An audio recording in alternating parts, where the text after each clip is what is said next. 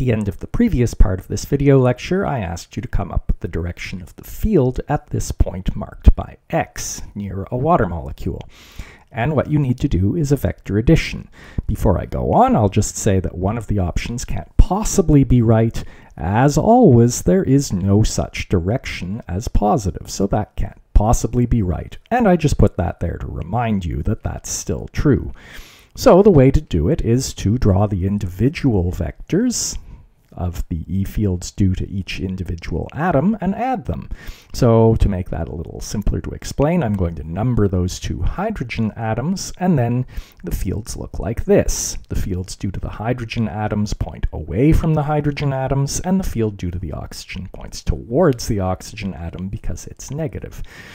Those two fields due to the hydrogen atom are in opposite directions and are the same size, so they're going to cancel to give 0, and all we're going to be left with is the field due to the oxygen atom, which points up.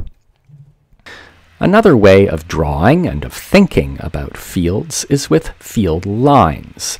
Field line diagrams are different from field vector diagrams. In a vector diagram, we're drawing vectors at many different points, but in field line diagrams, we're drawing continuous lines or curves.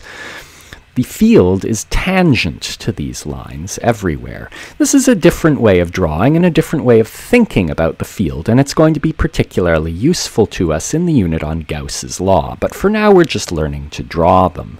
So let's think about these two source charges, Q and negative Q, and we're going to use a probe charge to draw a field line. So let's start the probe charge near the positive charge Q, and we think about the total electrical force on it. We now move it a small distance in the direction of that force. And by small distance, I mean small in the calculus sense of small. We're letting these distances go to 0 so that we get nice, smooth lines. But I can't show moving it the millions and millions of tiny steps to get it to here. And so you'll just have to fill in that detail for yourself. In any case, I continue moving it in the direction of the electric force, tracing out a line as I go. In the end, I have to add a little arrowhead onto the line so that it indicates the direction that the line is pointing, so that someone looking at this knows that the field, which is tangent to the line everywhere, would, for example, at this point this way, not back this way. Every line starts on a positive charge and ends on a negative charge. To draw a full field line diagram, you need to draw multiple lines. And so you draw a number of lines attached to each charge that is proportional to the amount of charge on that charge. Knowing how to draw and how to interpret field lines is going to be important as we go on, because I'm going to constantly be drawing pictures of field lines as I explain things.